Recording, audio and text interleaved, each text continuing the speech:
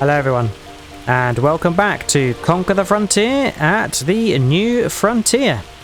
We have reached episode number 17, and we are now in a rather wet May. Yes, Nordic and I have sought some refuge underneath the sawmill shed this morning, because there is a bit of a hailstorm going on. It is very wet. But we have some jobs to be getting on with this morning, so we'll have to brave it. The sawmill needs filling up with wood chips, and the heating plant needs filling up with wood chips. So Nordic is going to hop in the excavator, drop the wood harvester, grab the shovel, and get that loaded up. And as for us, we are going to be clearing some trees from a new site that Nordic and I have elected to turn into a field. So I'm hopping in the Fent Xylon first of all. And we can head over there. We'll use the axe to chop down some trees and the winch to winch them back. Now, last time we were focused on trying to raise enough money to be able to afford a larger sawmill so we can process wood faster. Unfortunately, the overnight profits have not got us to that milestone yet. So Nordic and I have got to refocus some jobs onto other things until that money does come in. We are of course paying off a loan for the excavator, so that does eat into our profits. Right, now this is the area that Nordic and I have elected to turn into a field. So there's a few trees to chop down. I'll probably make it as wide as the field behind me, which is still unnamed.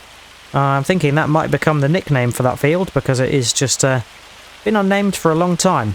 But yes, these trees around here, probably up to the borderline, which we can see on the mini-map, is where I'm going to be cutting the trees down. So I'll probably leave those. That's quite a natural line there, but some of these I think I'm going to get to chopping down. So leave that with me. We'll get these chopped down and winched over to our current log pile, which is very large. And yeah, we can then go check in on what Nordic's up to. And yeah, after he's loaded the wood chips, he is going to be building a larger but still relatively cheap silage bunker, because when we have cleared the trees from this site, we are going to be mowing it. We'll have to wait for the rain to ease so the grass is not too sodden.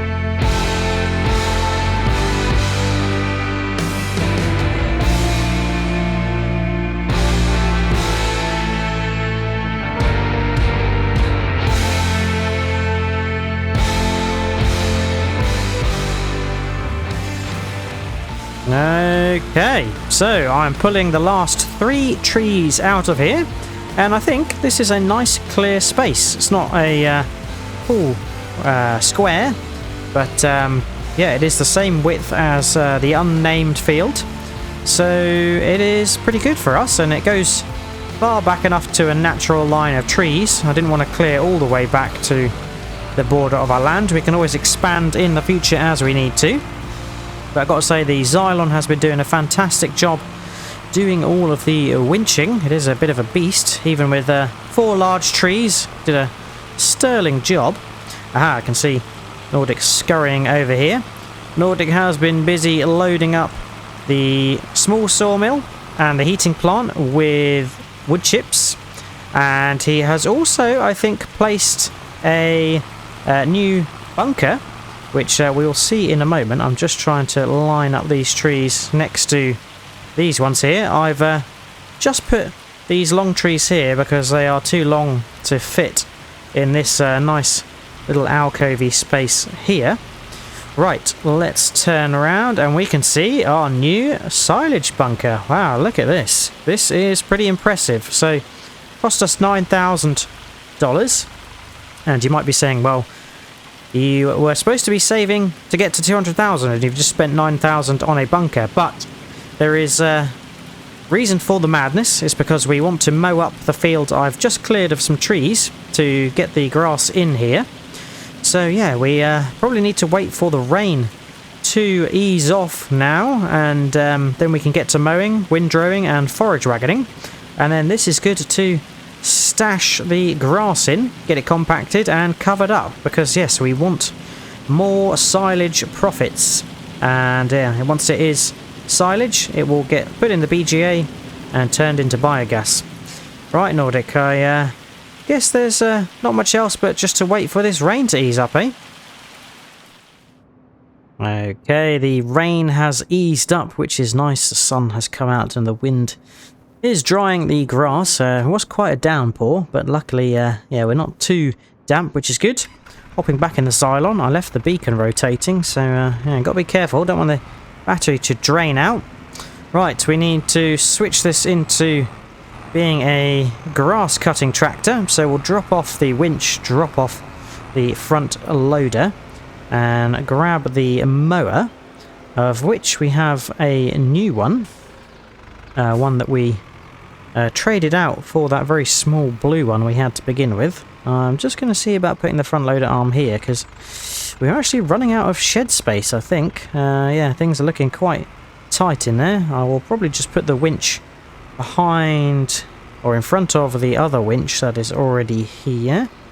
Yeah, we have amassed quite a large volume of equipment, but yeah, the greenhouse stuff is not in the shed anymore, and the pickup and trailer's not there anymore, so yeah, probably got some space the other side to utilise up. Right, Nordic is grabbing the Massey. He's going to be doing the windrowing. So yeah, I've got a few pieces of equipment I think I need to move out of the way for him. The windrower is behind the wood chipper. Right, that's the wood chipper dropped off. Right, we'll grab the windrower. Nordic is just tending to something else, so we will park that there for him. It's always interesting attaching to the windrower. It's got a very flimsy pulling arm on it. Now I've realised... oh, Christ. Oh no. Turned a bit too harsh there, just slammed into the windrower. That was a bit silly of me.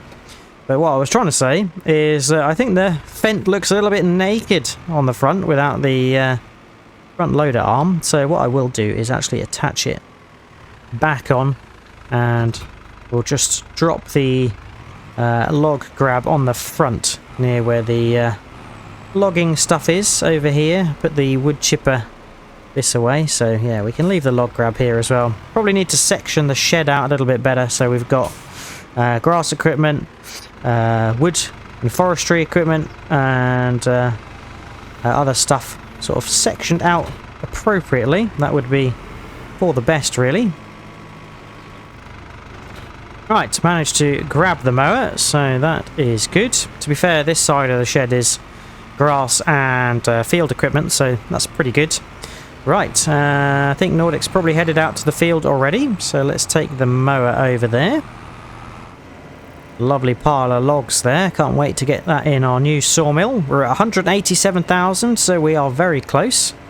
Looks like Nordic is doing some laps. He'll obviously have to wait for us to get set. Right, I think what I'll do is I will open up the mini-map, as I'm going to sort of need that really.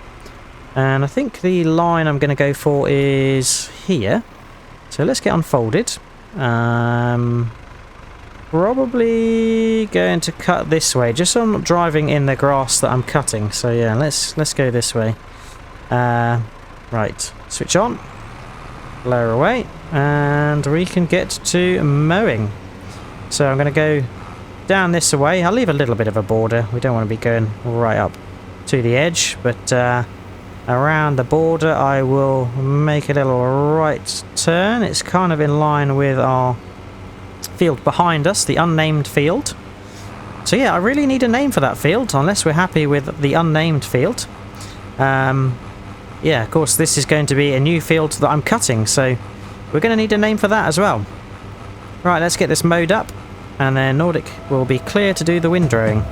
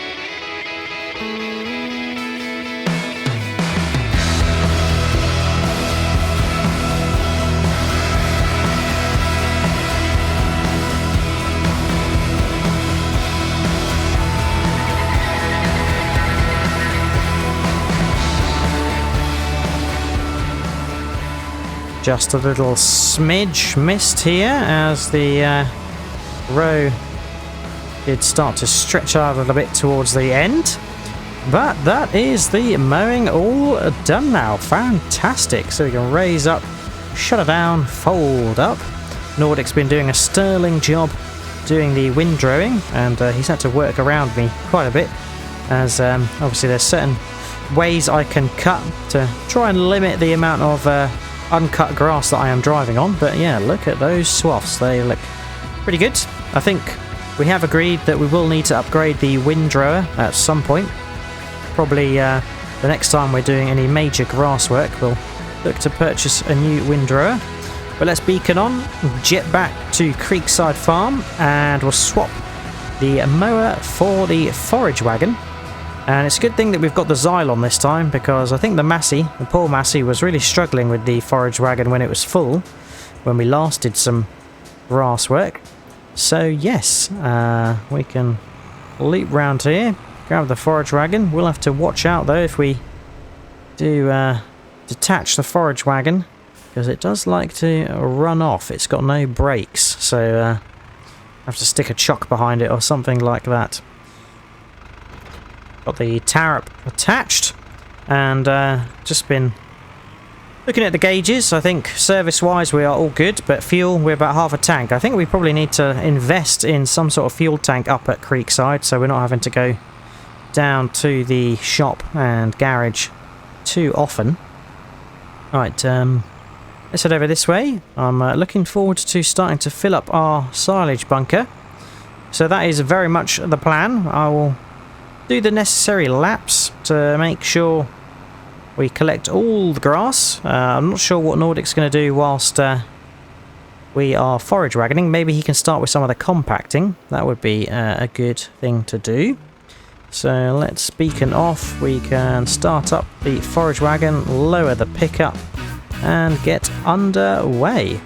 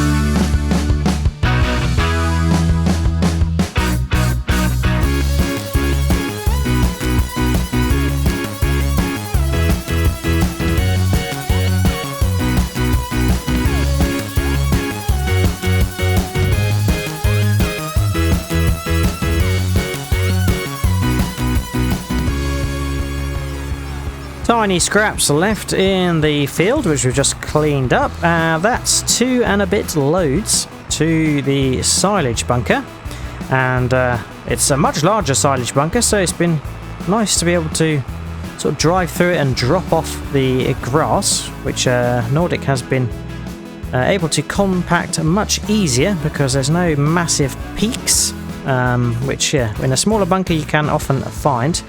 I'll probably just drive up the middle for this one, because we want to make sure that we are evenly spread. Just gave Nordic a toot there because he was reversing. I don't think he could see me coming along. There we go. Last of it is through. Give Nordic a toot for a thank you. There we go. Right.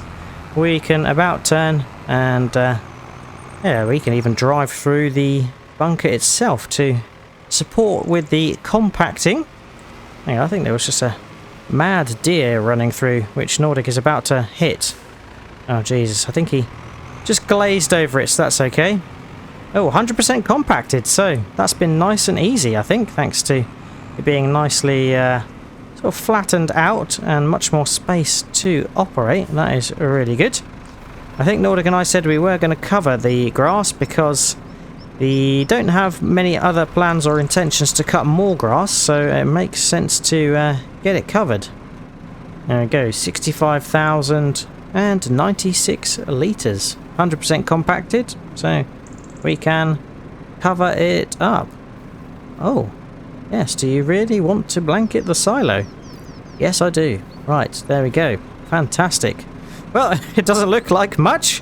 Just looks like a couple of little hilly bits and peaks in here, but yeah, I'm guessing you could probably get up to a good couple 100,000 litres of grass or chaff in here. Right, so let's park up the forage wagon, and we can see what's next. Nordic and I will have to see if we've got enough time to start ploughing up that field, or if we should just wait a little while for the funds to trickle in for buying the sawmill. Forage wagon dropped off. It's not going to roll away there. Okay, I'm just grabbing the winch because I think Nordic and I have only got another hour or so to wait for the money to come in to give us enough to buy the sawmill, which we can then get constructed.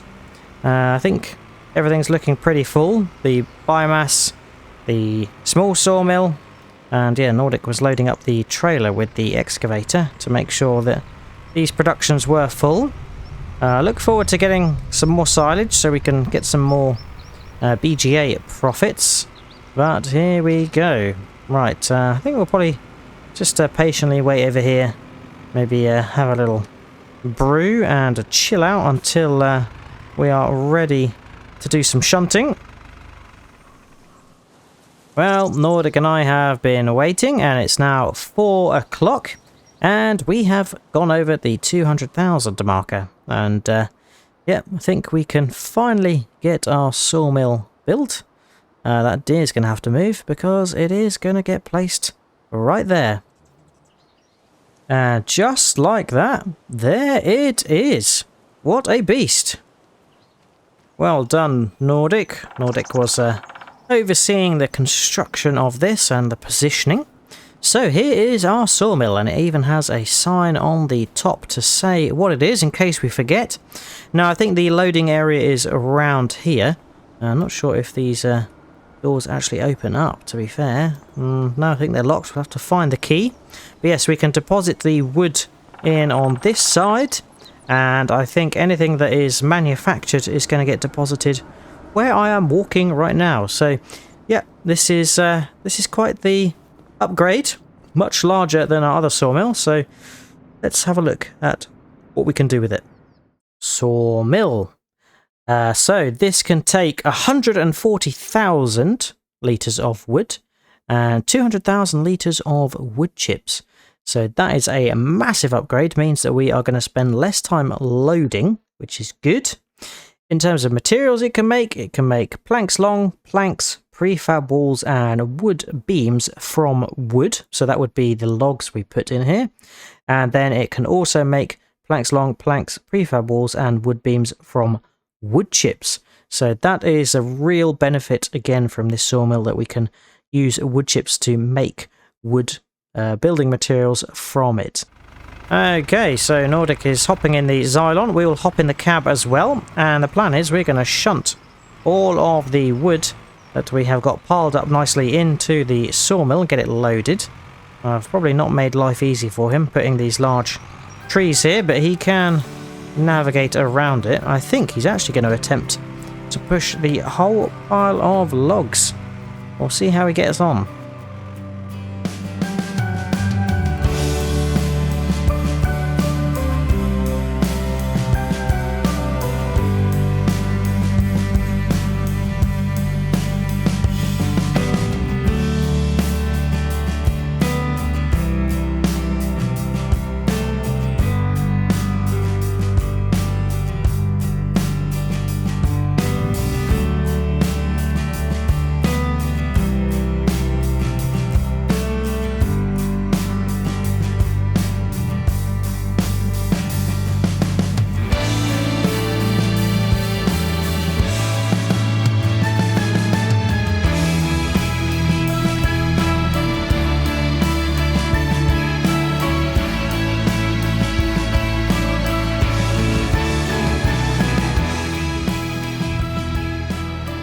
Okay, so Nordic has finished loading up the sawmill. We've got 66,000 litres of wood from that pile, which maybe isn't as much as I thought it was going to be, but nonetheless they are sort of smaller logs that we chopped down and weren't the lodgepole pines, which carry the most volume. But the sawmill is ready to set, and yeah, we need to get it underway because we've only got $1,200 in the bank account. So what we can do is we can activate this, and that's the planks long. We can do the planks and the prefab walls and the wood beams. We'll plan to get some wood chips in here as well. We will probably manually deliver the first load and then set the rest to sell. So yeah, we get continuous profits. Okay, with the productions underway, I hope we're going to make some good money overnight. We have gone forward an hour and we've already made around $3,000, so that is good news. We will probably have to keep this sawmill well fed because it is a bit of a beast. But that is it for today. I hope you have enjoyed watching. If you have, remember to drop a like and subscribe if you haven't already. Check out Nordic's channel for his perspective of today's session, and if you've got any tips, tricks or things you'd like us to do, feel free to leave a comment. All that's left to say is hope to see you again next time on Conquer the Frontier at the New Frontier, and until then, catch you later. Cheers all, bye bye.